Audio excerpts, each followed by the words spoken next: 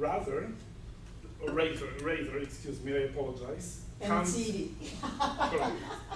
Comes to us originally from my neck of woods, correct? She is a change strategist and sought after international speaker who has addressed thousands of organizations, associations, and Fortune 50 companies on 5 continents. An authority on people and performance, Edie has over 35 years of experience in behavioral science and motivation for personal and professional excellence, including employee engagement in the workplace. A best-selling author, Edie's 7 inspirational and business books have been published in over 12 languages. She's also the co-author of 15 anthologies. Edie is the creator of I Believe I Can Fly, the empowering and transformation character building program for children. As the author and developer of anti-bullying program for our youth, teachers, parents, and the community, Edie has established caring cultures throughout the USA. Please help me welcome Edie Raether.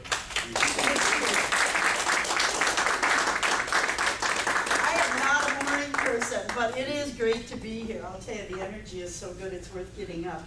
And she saw my car with all the cat prints. I started feeding 8 cats, and they love me. They love me, so they've become mine.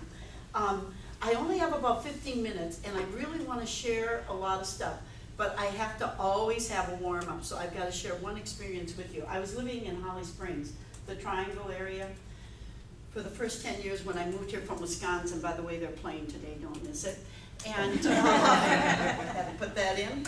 But when I moved here, I was speaking at the Sheraton, yes, you know where that is, by the airport. And it was it was a women's conference, and it was kind of interesting because it's such a mixed culture down here. And there was a Southern woman, and in her sweet, hospitable way, came up to the woman, and I think she was from Connecticut. And she said, "Where y'all from?" in her sweet, hospitable way. And the woman from Connecticut said, "In the North, we do not end our sentences with a preposition." Woman from the South looked at her one more time and said, "Where y'all from, witch?"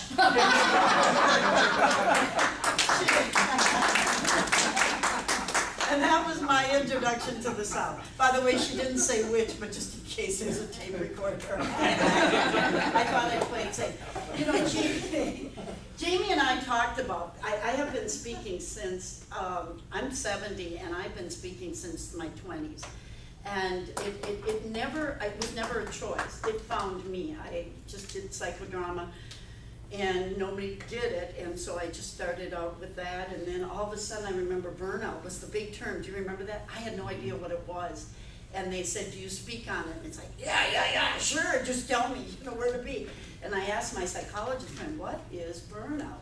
And so everything just kind of evolved, and I remember my first thing was just, you know, it was just a page letter, just a letter saying, "Dear IBM," or whatever, "this is how wonderful I am." And then I got into a brochure. Oh my gosh, I should have brought some of my old brochures. You'd want to start a bonfire here. But then this was an expensive brochure, and I have thousands of them, so if you'd like to take 1,500 at a crack, I just paid so much money. And then I had these folders made, 10,000 folders. And that was another $5-6 grand. They're all sitting in storage, if you'd like some of those. And then this was done I only had one book at the time, but this is a list of a lot of my products. I have a lot of CDs. I do hypnosis actually for presentation skills, but it says tapes, so I know this has to be old. And then, you know, then it was the one sheet because fax machines came in. So I had a flyer made. Ooh, forget the brochures, do the flyers. I'm going to tell you, I made a lot of money in this industry, but I have lost a lot. And what I'm here to share with you today is to save money and to save grief and headaches because it's been a costly journey. And one of it is simply that change has changed, the velocity of change has changed, and my question is, are you? And I was advised not to do 10,000 brochures, or 20, or I think I actually did 20,000 brochures. But it was so much less per unit, and I thought, okay, it was a big mistake because everybody's on the internet now. I'll tell you another question. So any questions that you have, because really, I have made so many, I mean, I've lost hundreds of thousands in the business because I either didn't listen to people I should have, or I did listen to people, they didn't know what they were talking about. That happens a lot too. But one of the things is, just don't do a lot of anything, because we do change. I mean, I did more corporate work, now I'm doing the children's character because I have a background in child psychology and psychotherapy. Did I anticipate this? No, I really didn't. And so, and now I'm going back to the corporate world because there's no money in that world. So we do keep vacillating, but the important thing is, and I think, Jamie, you've done a good job of this, of finding a niche. When I first started speaking, I remember being in a showcase in Atlanta in the 80s, and it was Rosita Perez and Dave Yoho, and I know a lot of you aren't in NSA, so these names might not be familiar to you, but Dave Yoho is probably, if I'm 70, that guy's got to be close to 80, but he delivered the most eloquent 10-minute showcase I have ever heard. Have any of you ever heard Dave Yoho? He has this deep, resonating voice, and he speaks with this eloquence. And when he gave, the program IF that you often give as a graduation card, but when he says it, and then he had the music in the background, and everybody is just uplifted, like God had appeared. You know what's sad about that? Because I do like that kind of speaking. It's what I grew up with. But you know what? It's not valued like it used to be. It really isn't. Do I still think a good performance like that pays? Yes, and I'll talk more about that when I get these lights going at the very end. But the bottom line is, and this is very sad to me, that the art of speaking, as it once was, it's a little bit of a dying art. It's almost like if you look at a lot of buildings, they don't have the beautiful architecture. I happen to have, and so I was saying Yak Samaj to our friend here. I've been to Prague, and you can go to a dark alley, and there's architecture that just will blow you away, as there are in parts of Poland too. And so I think with speaking, we've gone through the same thing to become effective, efficient, and what is it now? It's all content. It's content. And so there, we really have to look at the power of words, because words are magic. Looking at your copy, and in terms of marketing and so forth. And I'm gonna tell you, if you wanna make a lot of money, these people can make $1,000 an hour if you're a good copywriter. I do my own because most of them, and they can be expensive, are not as good as I am if I put my time to it. But you have to look that we have shifted now from this world of style into a world of words, and that's what really matters. And it's funny, when I started sending these nice folders with my name and all the fancy logos on it, people, I noticed a few years ago, they don't want it because we've become so digital that we don't want all this garbage on our desk. Those days are gone. Now, we went from speaker to expert. So then the big thing was in NSA, you've got to become an expert, right? You've got to, and what's better than an expert? Be an authority. So now you use the word authority. So we're just, running around chasing the right word. Well, what happened then is, what do you think happened after authority? Where do you think we've landed now? Yes? It's content. It is content, and that's part of being an authority. But you know what you're also competing with? Celebrity status.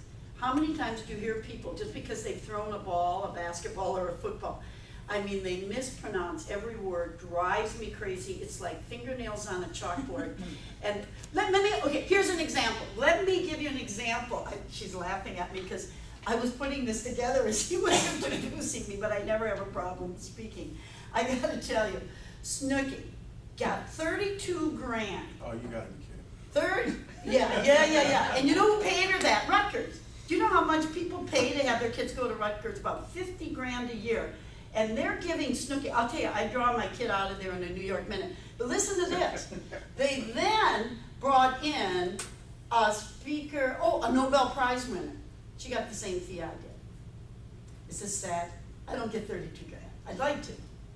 But they paid Snooki 6-7 times more. And you know what her message was? Oh, it was profound. Talk about content. It was party hardy. Oh, I really think that's worth 32 grand. So the point I'm making is that now every politician, every athlete now becomes a so-called speaker. And so that wasn't there 30, 40 years ago either. So I'm just pointing out that there's a new world of competition that actually makes me want to get sick. But it's there, it's a reality. But I think to really survive in this, it is true. There was always the question, do you go deep or do you go wide? Years ago, I went wide. I spoke to thousands of different organizations. And I could. You could do a motivational keynote, whether you're a nurse, a mason, or whatever. It really didn't matter. But now people want, here's where the money is going.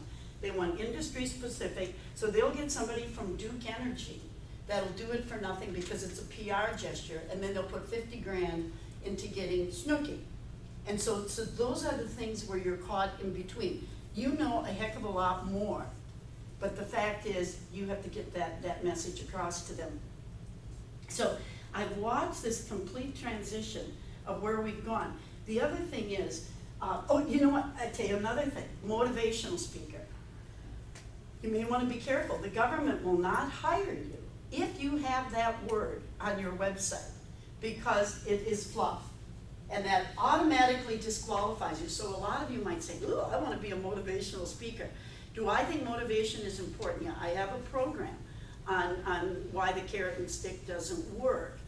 And so it is on motivating and engaging your employees, but be real careful with words like that because they can automatically disqualify you from possibly getting that training program. Then the question is, do we hire speakers or do we hire trainers? Speakers get more. A keynote speaker is going to get a lot more than what you're getting for training. And a lot of it is just perception. And I think people who hire trainers oftentimes look at it as just putting a body in the room instead of that level of excellence. And so you're more of a celeb when you're doing the keynotes. But to go wide or deep, this day and age, go deep. I think it can be either way. I never like to say the world is either or, but both and. But people really want an expert. And that's why I've got, it's a little bit tough because I do a lot of different things and you've got to be very careful. Because if IBM is looking for somebody to do sales training and they see my character building program, I have to be very careful how I tie it in because I've been advised to put it all in one site. So if those are offshoots of me being, the philanthropist almost, then you can get away with it. So here's what I'm saying. If you do a variety of things, tie it in almost like Chinese dinners. There's a core element, and they just put on a different sauce, and they'll call it something else. You have to make sure that core is very clear, and that your vision is very direct and clear as well. I'll tell you who's got an advantage. I know somebody here, I think you said you're at Duke. If you leave the corporate world and then go into speaking full-time, how many of you are full-time speakers and do nothing else?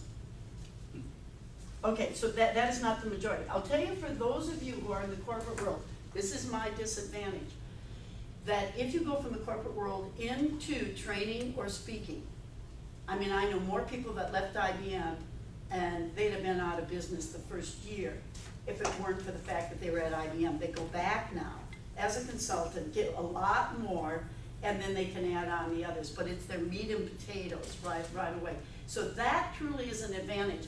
I was just talking to somebody that's going to help me get a corporate sponsor for my children's program. He's with Microsoft. He's speaking at all these children's, Head Start. Do I know more? I think so. But he's got the Microsoft name, and then he ties it in with technology and education. And is that a hot topic? You got it. And Head Start, it bothers me that they're paying him that much to take. What does that mean? Turn that off. Wait a minute. How much time do I have? That means you have 2 more minutes. 2? Okay. Until question time. Oh, good. Okay, you guys will have a lot of good questions. Okay, the other thing is, to write or not to write, to be an author. I'll tell you, everything was, if you want to be an expert, you got to have a book. Oh, I have lots of books. Sex for the Soul. But Bully forgets, I have a variety of books. And I love them as my children, but I'll tell you, I got addicted and I became invisible in the speaking world. Balance it out, and you know what? I've got 10,000 of each one. The first one is pretty much gone. The others are a lot in storage because you can do Kindle or an e-book, and you can do print on demand. If you need resources, because our time is limited, I will tell you, I really think I'm the best resource. If you need good printing and print on demand, big things, every speaker has been shocked. I can get books for less than $1. Some of those books were less than $1. And so that's a good profit margin. And one of the companies makes postcards free with, so if I buy 10,000 books, I get 10,000 free postcards. So do let me know if you ever do write, because I don't think you're ever gonna get better advice than what I might, and I'm happy to help you with it. But if I had to do it all over again, now the good thing is once you do write a book, you can do a lot of articles, you can use it in blogs, and you can keep manifesting. That means 1 minute? Okay. You have 5 minutes for questions. Oh, okay. And the other thing is, if you need something like foreign rights, I have a good contact too. There was one contact that got me into so many countries. Don't expect to get royalties from China. They don't believe in paying. The other thing I want to just quickly, it's true. They owe me $250,000, and the only way you're going to get it is to bribe, but it could be good money after bad. The other is, instead of selling more products, sell more services. It's ongoing. When I'm speaking, can I double what I get? Because I can sell a few $1,000s worth of books. If you don't have those books, you may sell more in books than what they're going to pay you. And you can then do free gigs where you get good exposure because you'll still get a couple thousand to pay for everything with that. But somebody just said the other day, sell more services, ongoing coaching, follow-up consulting, because that's, again, it's like people who sell supplements as opposed to one magnetic insole for your shoes. It's a one-time sell. So that was a very helpful bit of advice. I will shut up, but I will just say it. I'm in a CSP links, and Janie Jason said the other day, she's about my age, and she reflects, and she says, you know what, they say use PowerPoint, don't use PowerPoint, death by PowerPoint, do this, walk the stage, walk the crowd, stay on the stage, bring the people on the stage, use humor, use puppets, interact, do this, do that. And you know, I think she said it so well. The bottom line is, do what you do best. Do what you do best, because everything I've said that probably isn't in, if you do it well, you'll make it. And the words that she used is be good, practice, deliver, be original. And that's what'll get you to the top. Okay, questions? Yes? Do you know anything about podcasting in terms of putting yourself out there? Yeah, you like teleseminars and so forth? Well, not just that, but just any kind of broadcasting over the internet. I can connect you with somebody who does, and I will say that is one of the big changes, do webinars, do teleseminars. I do teleseminars for Blue Cross Blue Shield, sit in my house for an hour, and they pay $1,000. I would like more of those kind of gigs.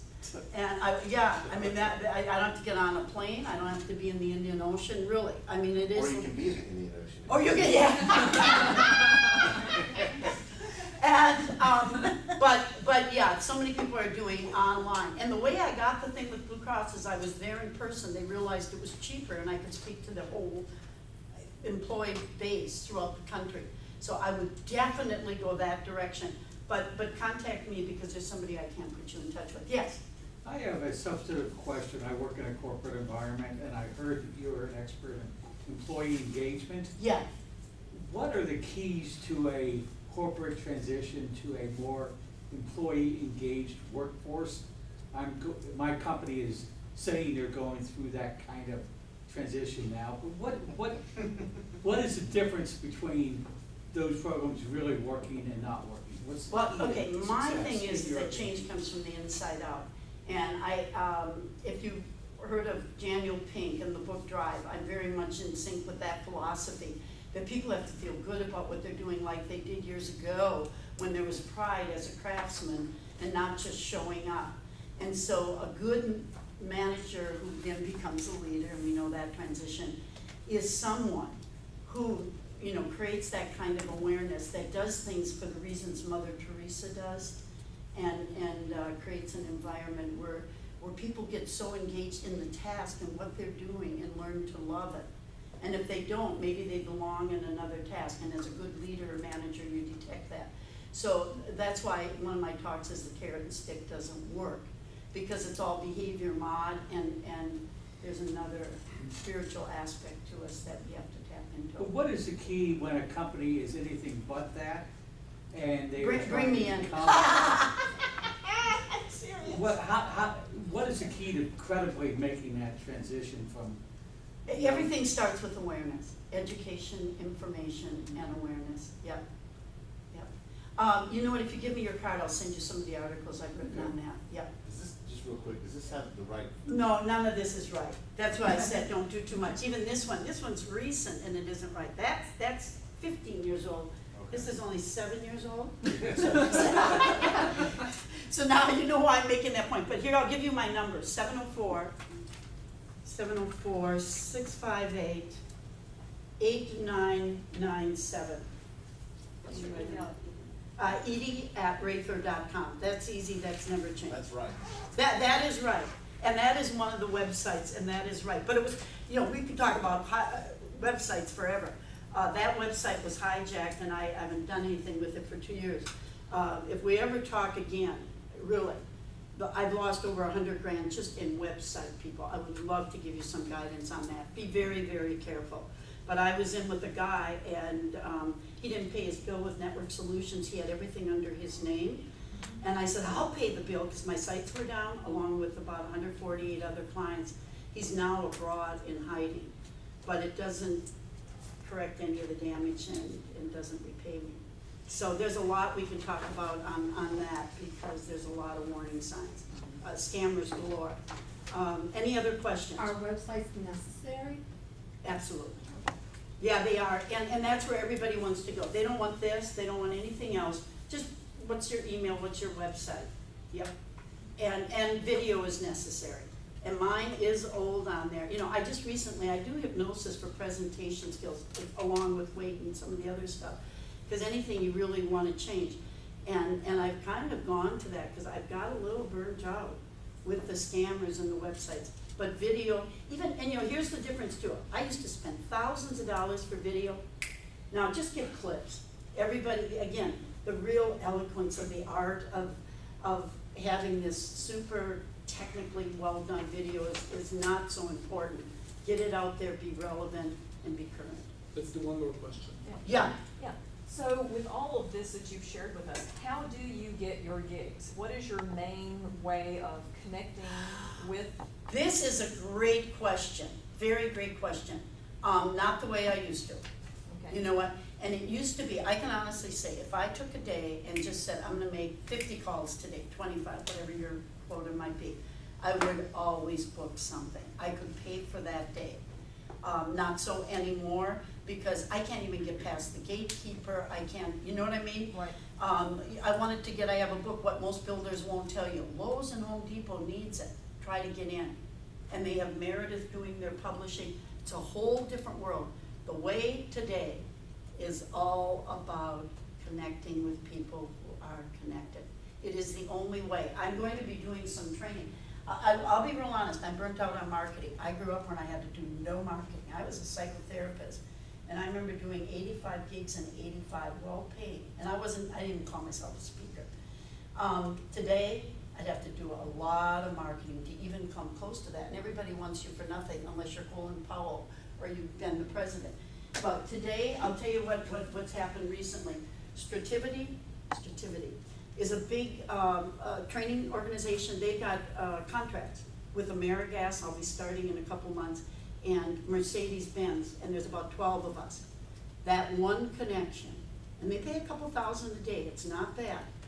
That one connection will go a long way. There's another guy that I was actually being sarcastic. He put on a conference in Dallas, and my other speaker friends said it was a bust. I was honestly being nasty, like, oh, I'm so sorry, it was such a terrible event. I was so bad. And he took me seriously, we've become best of friends, and he's connected me with the guy from Microsoft, who's connected with the second in command at General Mills, who might help me with it.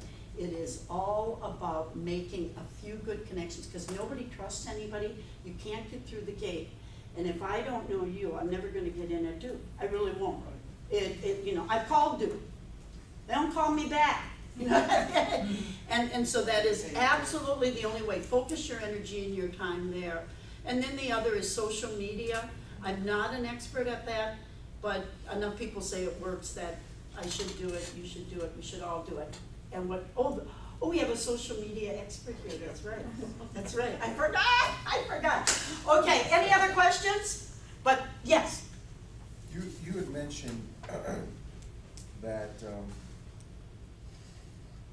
services, coaching, consulting, webinars and online is add more service versus product. Yeah. With that being said, most people are looking for that authority, that written book. How do you, if you don't have a book, how do you position yourself as a coach or a consultant? That is a very good question too. You know what I would do is focus more time on, you can do an ebook. People make more money on a 20-page ebook, and they'll charge $20, but because of the instant whatever, if it's on their topic area, they'll zoom right into it. Do I regret that? I can't say I regret it, but I put a lot of time and energy, and so I think there's other ways, but the written word, yes. Articles, there's a lot of articles where you can get paid. I can give you more information on that. And certainly do more of the ebook. You can always do it in hardcover, but at this point I don't think I would. And that's the way you can position yourself, so you can do the ongoing services. But I'll tell you, just that guy in Texas that I really was kind of being nasty with, he's the one that connected me not only with the Microsoft guy, but he's with Pearson, the university. That's another thing. If you're with a university like you are, you have instant credibility. So that even if it's doing a couple of evening classes, I think if you can have that behind your name, it isn't gonna hurt. Yeah. That's it.